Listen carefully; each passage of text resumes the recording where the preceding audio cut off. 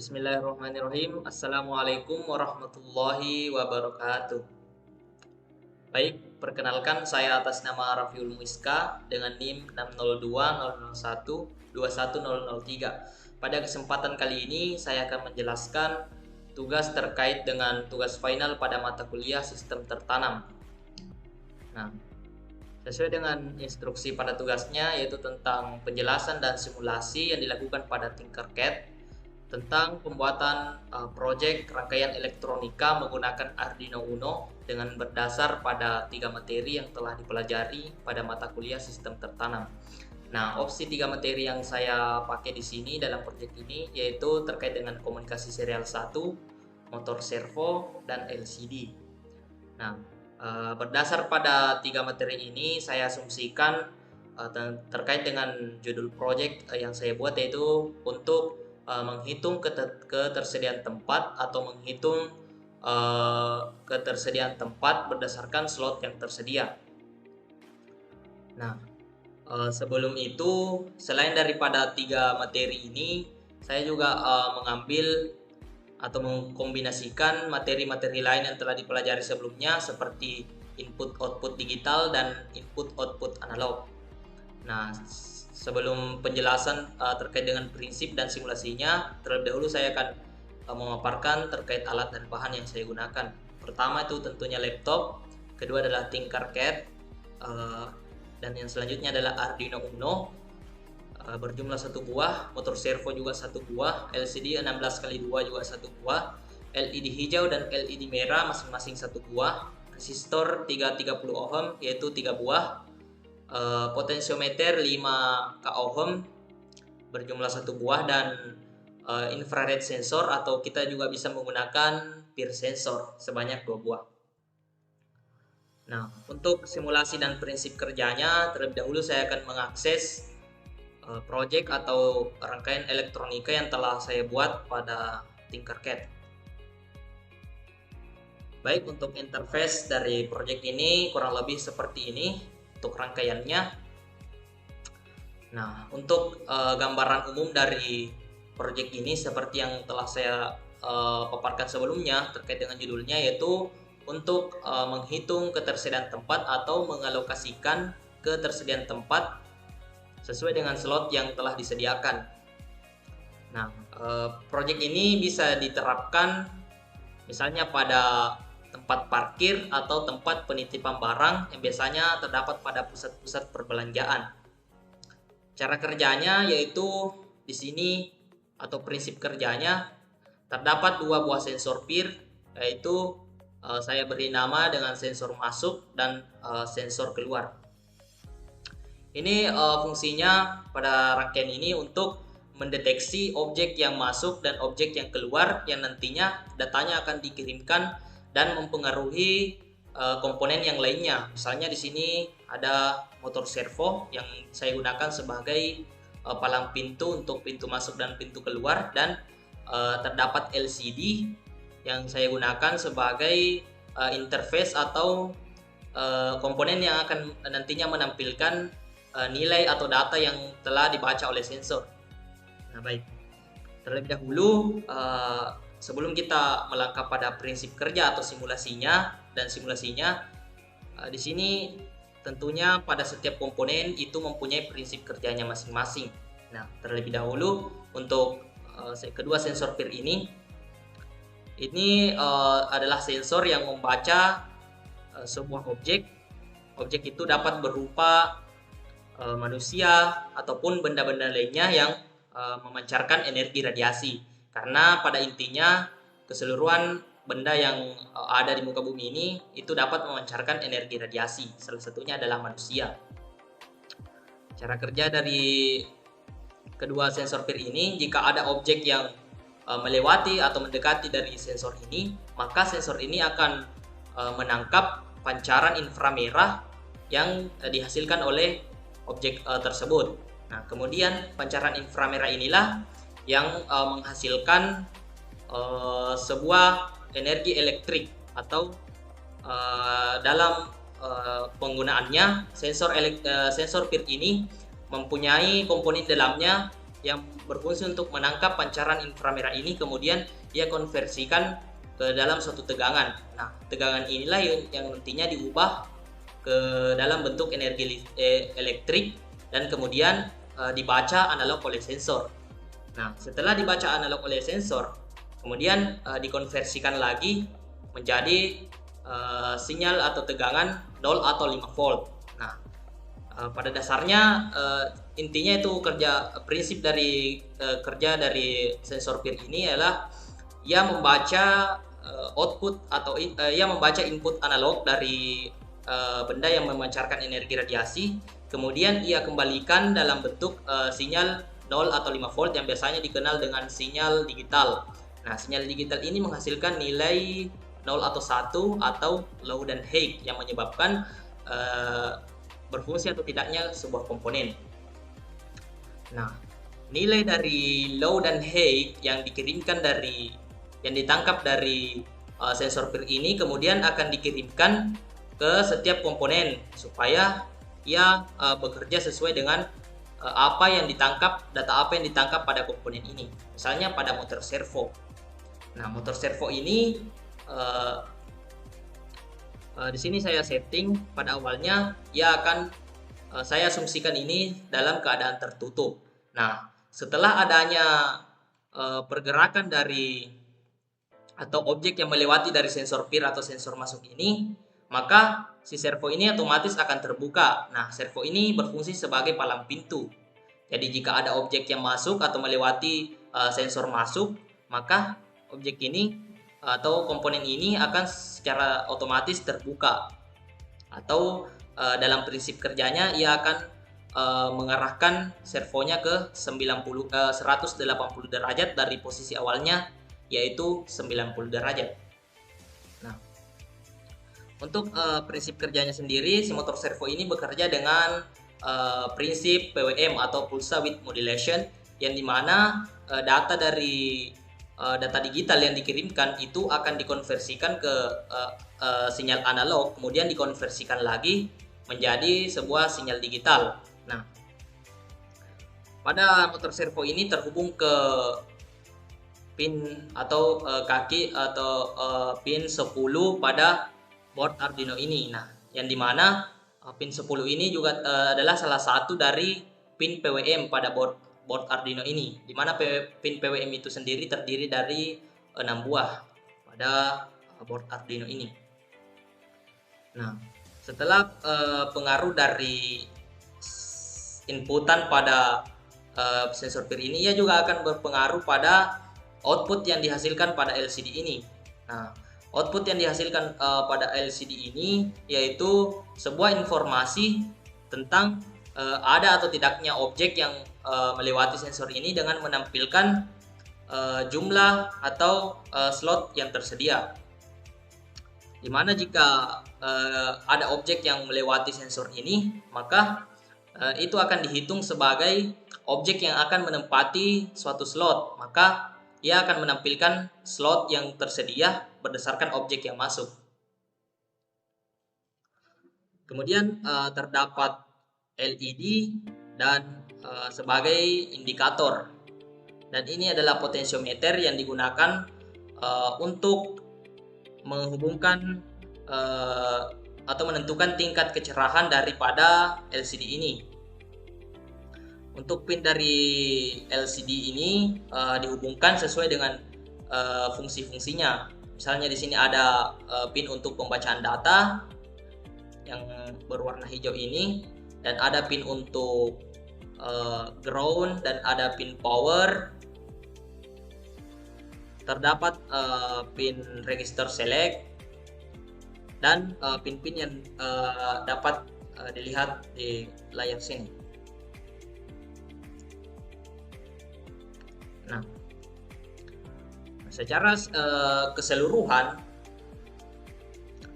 gambaran dari proyek ini yang ada, mohon maaf, terdapat materi yang lupa saya jelaskan, yaitu terkait dengan komunikasi serial 1.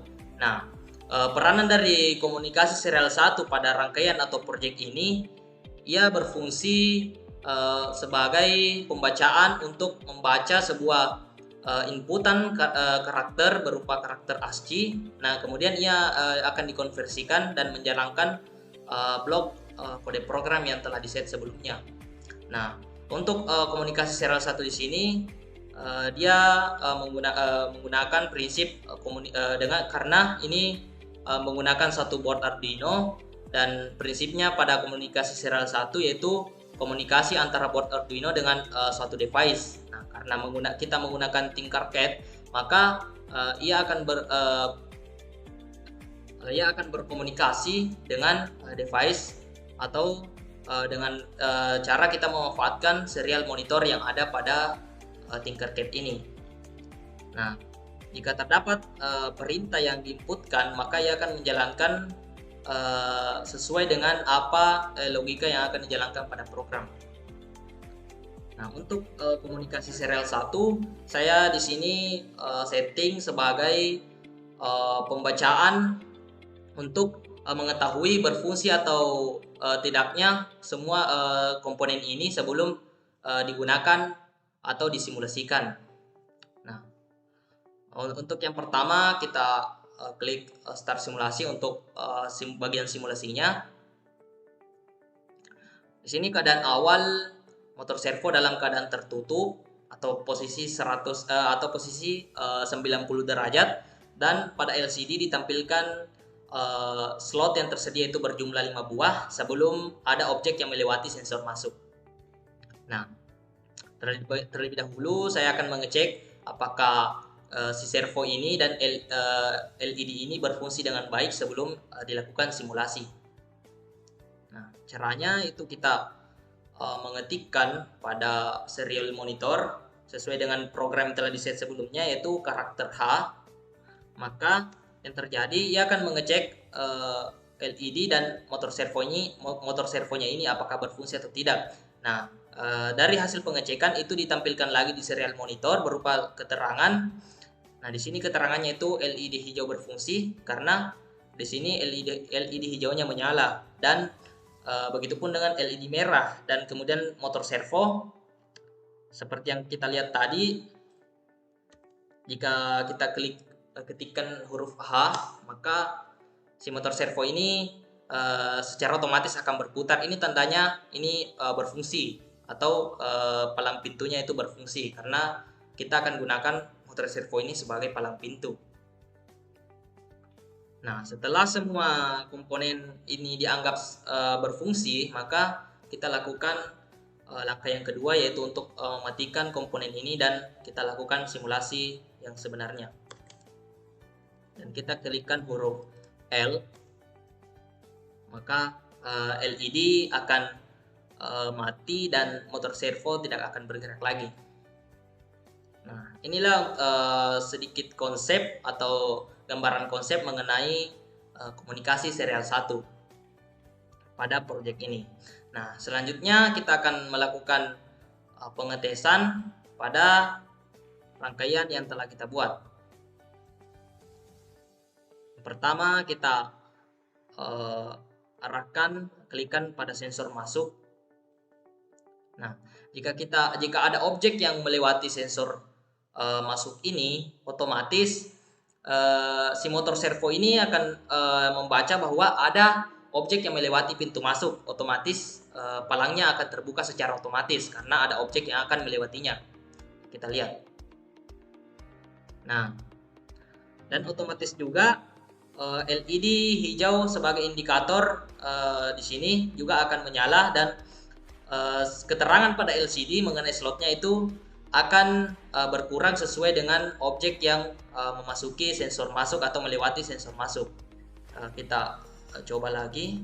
Nah, maka di sini telah ada 2 objek yang masuk dan slot awalnya tadi 5, maka yang tertampil di sini adalah 3. Ini akan terus diperkurangkan dan sampai nantinya slot ini telah terisi semua. Artinya telah ada objek yang masuk sebanyak 5.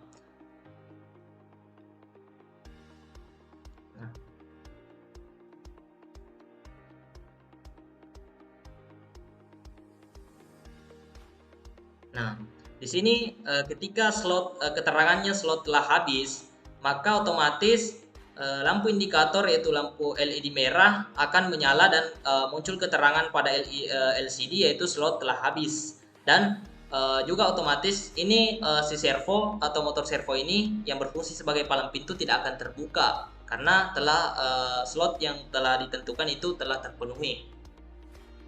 Nah, slot telah habis. Nah, sebaliknya, jika objek yang masuk tadi ini melewati pintu keluar atau telah keluar, maka di sini keterangan pada LCD dia akan menambahkan slot sesuai dengan objek yang keluar. Nah, jadi di sini tadi ada 5 objek yang telah masuk. Nah, misalnya objek yang keluar tadi itu objek yang pertama keluar, maka ia akan menambahkan slot yaitu menjadi slotnya itu sisa 1 karena masih ada objek yang berada di dalam yaitu 4. Nah, ketika ada objek yang keluar lagi, maka ia akan menambahkan slotnya lagi sesuai dengan objek yang keluar dan otomatis si servo terbuka dan LED hijau kembali menyala sebagai indikator ketersediaannya suatu slot. Nah,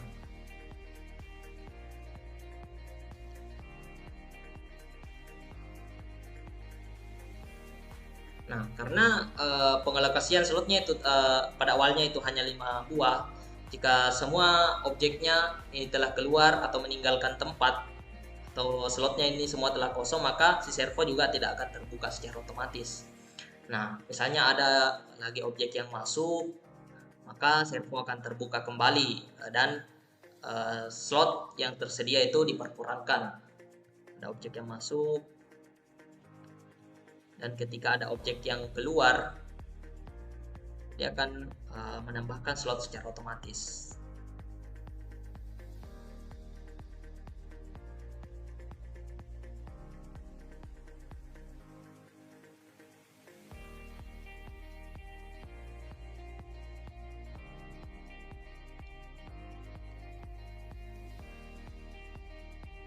Baik, nah itu tadi serangkaian dari proses simulasi pada proyek atau rangkaian ini. Nah, untuk simulasi akan saya ulang sekali lagi, dan ini adalah full simulasi tanpa adanya penjelasan lagi. Nah, sebelumnya kita pergunakan untuk komunikasi serialnya untuk mengecek apakah alatnya ini berfungsi dengan baik sebelum digunakan.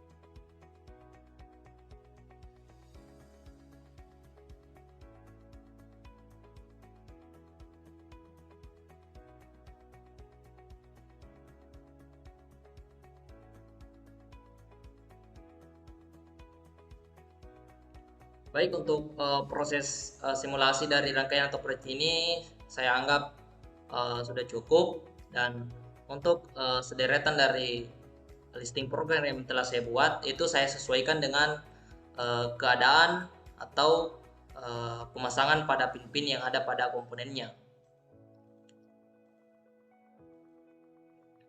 Di sini untuk keterangannya saya gunakan komentar untuk memberikan keterangan pada setiap baris pada listing programnya.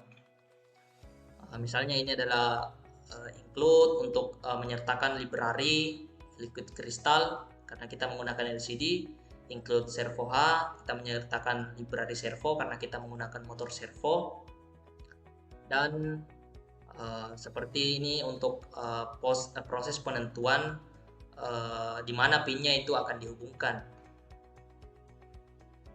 Ini saya kira untuk programnya terdapat keterangan masing-masing. Nah, ini adalah blok atau kode program yang akan mengeksekusi uh, komunikasi serial. Dan terlebih dahulu kita tentukan baud rate 9600 untuk melakukan komunikasi serial.